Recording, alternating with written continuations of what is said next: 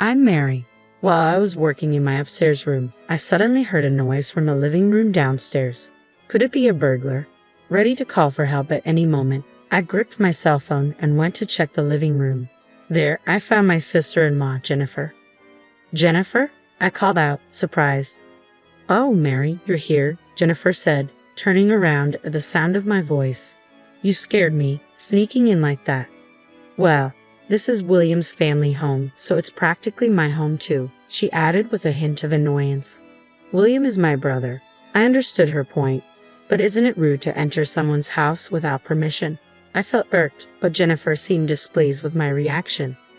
Approaching me, she said, instead of that, you're home again today? Well, having someone like you as a sister-in-law is really the worst, she continued, her tone biting. Excuse me, what do you mean by that? I asked, confused. Are you still clueless? I'm saying it's embarrassing to be single and unemployed, Jennifer mocked. I couldn't deny being single, but the unemployment part was a misunderstanding. I do work, even if it's from home. I am working, I retorted quickly. Yeah, a home security guard, right? She sneered. That's not it, Whatever, it's embarrassing and a nuisance, so just leave. I had no choice but to stay silent. Jennifer had always been this way since our first meeting. Years ago, William brought her home, introducing her as the woman he wanted to marry. I didn't intend to meet Jennifer then, not because I opposed the marriage, but because I was a recluse. My reclusiveness began in high school due to my inability to gauge social distances. Making friends was difficult, leading me to withdraw from school and eventually becoming a recluse. But neither my parents nor William blamed me. It's okay if you don't want to go to school, my dad, Robert, would say. Maybe you'll find what you want to do if you take your time. William encouraged me. My mom, Ashley, silently supported me. Thanks to them, I could deeply consider my future. I couldn't go outside, but maybe there was something I could do for my room. With that thought, I decided to see what I could do with a computer. In this era, as long as you have an internet connection, anything is possible. There are ways to work other than going to an office. I'll start with what I can do alone. After that, I began to explore various possibilities. With little knowledge or skill, there wasn't much I could do. I felt like I couldn't do anything. During such a low moment, William came to me with an idea. Mary, you play games, right? Games? A little, I guess. How about trying to be a game tester? William brought me a job opportunity as a game tester. The task was to check whether pre-release games worked properly. It didn't require any special skills, just motivation and perseverance. I'd like to try that, I answered immediately. And so, I began working as a tester. This job suited me perfectly. I could work diligently on my own, and reporting was as simple as sending emails. Even for someone like me who struggled with social interaction, this was manageable. As I worked, I realized something. If I knew more about programming, maybe I could even suggest fixes. That's how I started to get interested in programming. But programming requires a lot of learning. Usually, people study at vocational schools. However, it's not necessary to attend such schools. There are online courses, and you can also study independently. It's about having the will, isn't it? I used the internet to its fullest to start learning programming. I explored various sites, accumulating the necessary knowledge. Whenever I didn't understand something, I'd ask someone online and strangers would kindly respond. Knowing that someone was listening and helping made me happy. Gradually, I found friends who were also studying programming.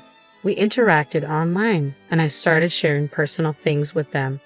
Initially, our interaction was just through text, but it eventually led to voice calls and finally meeting in person. I was nervous, of course. Memories of my bitter high school days resurfaced. But I was no longer the high school student. I dressed up a bit and went to the meeting place where several men and women my age were present. I timidly approached them, but we hit it off quickly. It was no different from our online interactions. The only difference was whether they were behind a screen or in front of me. Feeling reassured, I got lost in conversation. Then someone suggested, let's start a business. I was anxious, but I thought I could work if it was with these people. I agreed immediately. That's how I started a company with friends I met online. Some had experience in sales, others had worked in regular companies. With such a diverse group, we faced no major issues in starting our business. Mary, just do what you can, they told me, and I felt a weight lift off my shoulders. I committed to giving my best in what I could do. Then a month later, I received my first paycheck. It was totally different from the earnings I had ever made before. Working as a tester, I received my first salary as a full-time employee. For someone who had given up in high school, this was a huge deal. Now, I felt like everyone else. Until then, I had lived in a world isolated from society, but this made me feel like part of the community. With my first salary, I thanked my parents and William, showing my gratitude for not giving up on me when I became a recluse. My parents were happy, and so was William. Their smiles motivated me to work even harder. The company grew rapidly, and my salary increased significantly. However, I didn't have much to spend it on. Most of my work was done from home, so I didn't need things like suits for commuting. The only place I'd occasionally go was the nearby grocery store. Since my work was almost like a hobby, I had virtually no use for money. Mom, what should I do? Should I just save it? Well, saving is good, but sometimes it's okay to spend boldly, she replied. After much thought, I decided to buy something significant, a house. My workplace was my room, so it needed to be a place where I could relax and concentrate on work. In an apartment, you have to be mindful of neighbors, so a detached house seemed like a better option. I'll buy a house with land. It was quite a bold idea, even for me, but at that time, I didn't think too deeply about it. So, I bought a detached house with land. Robert and William were surprised, but they're not the kind of people to oppose what I do. They accepted it graciously. Only Mom seemed worried. I shouldn't have said anything. Mom regretted her words. It's okay. I wanted to buy it really. If that's the case, then it's fine, she conceded. Her regret might not have completely vanished, but that changed instantly when we moved in. This kitchen is so user-friendly. Mom, Ashley, was overjoyed with the state-of-the-art kitchen. In that moment, I felt glad I had bought the house. Dad, Robert, also expressed his satisfaction. It's close to the company, and having a parking space is convenient. William spoke to me earnestly. I'm proud to see you all grown up, Mary. It's because you introduced me to the tester job, I replied. But without your efforts, this wouldn't have happened. You're amazing, Mary. Thank you. I owed so much to William. That's why when I heard about William's fiancée coming, I decided not to meet her. I thought it would be better to pretend I didn't exist so William wouldn't be judged because of me. But William thought differently. Mary is my proud sister. I want you to greet the woman who's going to be your sister-in-law, he insisted. Okay, I understand. I agreed, unable to refuse his words. So, I decided to meet Jennifer. Nice to meet you, I'm Jennifer. My first impression of her was that she liked brands. Apparently, she worked at a bank and her clothes and accessories were all branded. Even her perfume was from a top brand. However, she spoke elegantly and seemed considerate. My parents quickly took a liking to her and the family meeting went smoothly. Well, I have work to do, I said, trying to leave early. I thought it would be fine for the rest to enjoy a meal together. My parents, William, and Jennifer. That's what I thought. My parents and William didn't try to stop me, but Jennifer was different. As I was about to leave, she stopped me. Hey, why don't we exchange contact information? We're going to be sisters-in-law, after all. But, come on, let's get going, Jennifer said cheerfully. For some reason, her smile sent chills down my spine. I had a bad feeling about her, but I couldn't refuse in that atmosphere. Okay, I'll go get my cell phone, I said, just wanting to get it over with quickly. I could always brush her off if she contacted me. Thinking this, I went to get my cell phone. Jennifer then smirked unpleasantly. Since we're here, let's go together. Show me your room, will you? Okay. I took Jennifer to my room. Looking around, Jennifer said, So this is your room. You're a recluse here, aren't you? A recluse, yes. Just staying in your room, unemployed, isn't that right? I instinctively braced myself against such a spiteful person. Then laughing, Jennifer said, What, you're on guard against me? Did you hate being called unemployed that much? Of course, I'm not unemployed. Home-based work isn't a real job. You can't make a living that way. I can.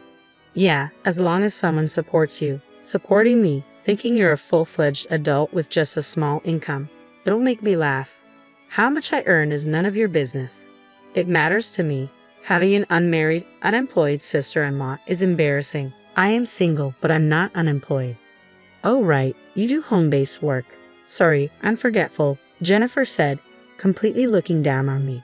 It was clear she didn't consider remote work a real job and just wanted to tease me and be alone with me. That's all I understand, I said, glaring at her, visibly annoyed. Looking at me like that won't change the reality.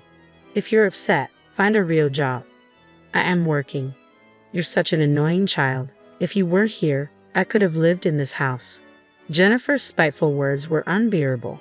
She could visit, but she couldn't force me out because this was my house. Yet unaware of this, Jennifer frequently came over and whispered to me to leave when my parents and William weren't around. It was intolerable. Can't she just stop? I grumbled to myself. Today, it finally happened. Jennifer silently entered the house and outright told me to leave. That was the last straw for me. I won't leave, and don't enter the house without permission.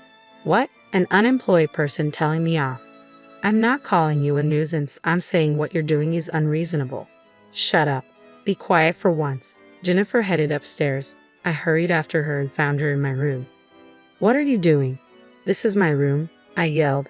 But Jennifer ignored me. Looking around my room, she said, This is perfect. There's a computer and it's spacious. Better suited for me than you. Get out of my room. Shut up. Unemployed. You don't deserve it, so I'll take it. What? No way. Get out. Somehow, I managed to push Jennifer out of my room, then forcibly dragged her out of the house. I was surprised by my own strength. Realizing I was playing with fire, I quickly called William. Despite being at work, he answered. What's up, Mary? Did something happen? William, actually. I explained how Jennifer had entered the house on her own and demeaned me all this time. William was furious. What? To my dear sister? I can't forgive this. Okay, I'll talk to her. Thanks, William, I said, feeling relieved. After thanking him, I hung up. However, I knew I couldn't always rely on William. Pondering my next move, I decided to call my colleague James. James, a bit older than me and a college graduate, had joined our startup with extensive experience from working at a general company. I often consulted him when in trouble. James, it's not about work. I have a personal issue. What's wrong? I discussed Jennifer's actions with James. He was as angry as if it were his own issue. That's wrong of Jennifer. You're not at fault, Mary. Right? Yeah. But I haven't figured out any countermeasures. Then I'll tell you a good strategy. It's this. James shared a plan with me. It was indeed an interesting strategy, one that would surely teach Jennifer a lesson if successful. But there was one problem. Won't this trouble you, James? Don't worry about me. Just go ahead and try it. Thank you. I decided to execute James' plan immediately. I contacted a certain place and began implementing the countermeasures. Months passed, and Jennifer's attacks on me ceased, probably due to William's scolding. I hoped it would stay this way. I was slightly relieved. However, the world isn't always so kind. A few days later, Jennifer called me. Can I come over tomorrow? It's okay if I call before coming, right? Her tone was deliberately unpleasant. Still, if Jennifer came, there was a high chance of executing James' plan. Reluctantly, I agreed. I pretended to agree. The next day, Jennifer arrived at the house and immediately asked, Are your parents here? They're not. They're on a trip. Oh, that's perfect. Jennifer brought a large bag into the house. What is that? My clothes and various things. Are you planning to stay here? Not just staying. I'm moving in, so you should leave your eyes or... It finally happened. With that in mind, I quietly nodded. Understood. You're complying? Wait, you understand? Yes, I'll leave. I suddenly became obedient. I thought about it. You are William's wife. I owe a lot to William, I said with a solemn demeanor. Jennifer started to smile unpleasantly. Finally, you understand. Now get out, useless, unemployed. Okay, I immediately went upstairs. Actually, per James's instructions, my belongings were already packed, and I had a place to move to. In other words, everything was going according to James' plan. I called the moving company and returned to the living room where Jennifer was relaxing on the sofa. You're fast. Well, a reclusive unemployed wouldn't have much to move, I guess. Although I wanted to retort, I didn't. I'm leaving now. The movers will come later for my things. Yeah, and please, don't regret this. Regret? As if I felt refreshed without a recluse around. Leaving Jennifer's mocking laughter behind, I left the house. Then I contacted my parents. Dad, are you enjoying the trip?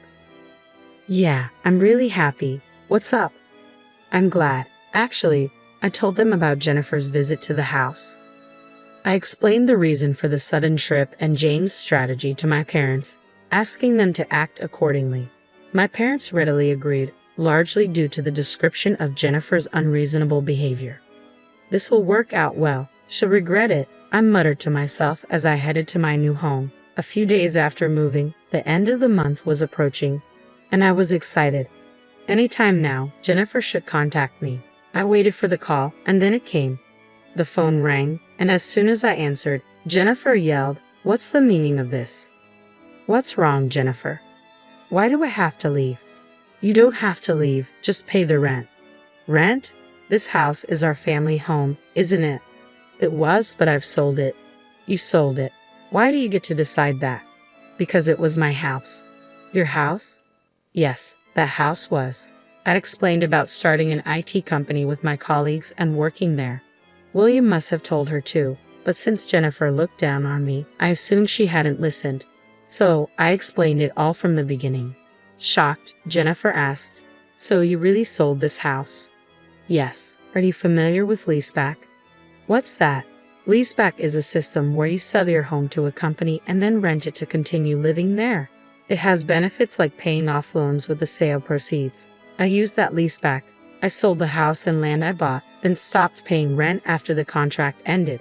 When Jennifer arrived, that meant she couldn't continue living there unless she signed a new contract herself. But Jennifer, who relied on William, wouldn't be able to pay the rent herself, and I doubted she would want to live there with William after driving me out. In short, Jennifer would have nowhere to live. Remember this after playing your games, I said, unable to help but laugh at her empty threat. It was entirely her fault. If she hadn't looked down on me, she could have had a happy married life. It's a pointless person. She'll probably end up divorced from William, and I won't have to see her again, I thought. But it was that evening when James called me. Mary, something terrible has happened. Can you contact your brother right away? He should be finishing work soon so I can tell him. James spoke rapidly about various things, essentially wanting me and William to come to his house, curious. I contacted William and then headed to James' place. When I arrived, there was a commotion outside James's apartment.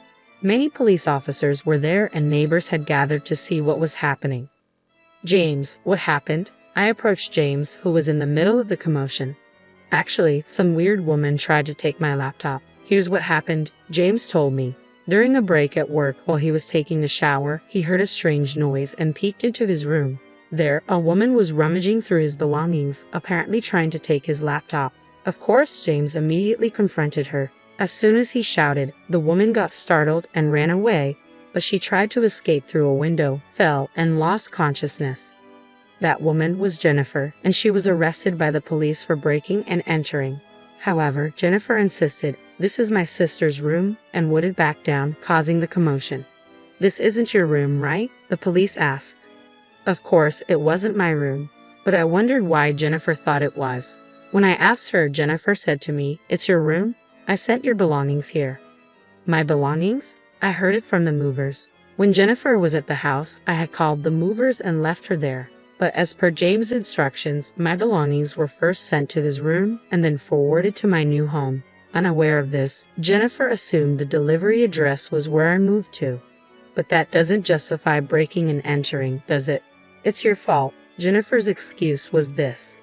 When I left the house, I had all furniture and appliances taken by the movers. However, Jennifer apparently thought something would be left behind. Her plan was to sell the leftovers and use the money for living expenses, but that plan failed. She thought she could still manage if the house was there, but then she learned she couldn't live there anymore. In retaliation, she planned to sell my laptop for cash. She intended to enter my house but ended up in James's room instead. That was the real story. It's your fault, remember this? Jennifer continued to shout such things. In the end, Jennifer and William got divorced. William demanded compensation from Jennifer. However, there was no way Jennifer could pay it because she had debts. She wanted to take over our house, sell its contents for money to pay off her debts. Anyway, Jennifer is in prison now, unable to do anything. And her parents ended up paying the compensation on her behalf. Because of Jennifer's incident, I've come to rely on James more than ever. I might not have been able to do anything without him. That's when I realized something. I'm in love with James. Now that I've realized this, I've started to make strong advances towards James.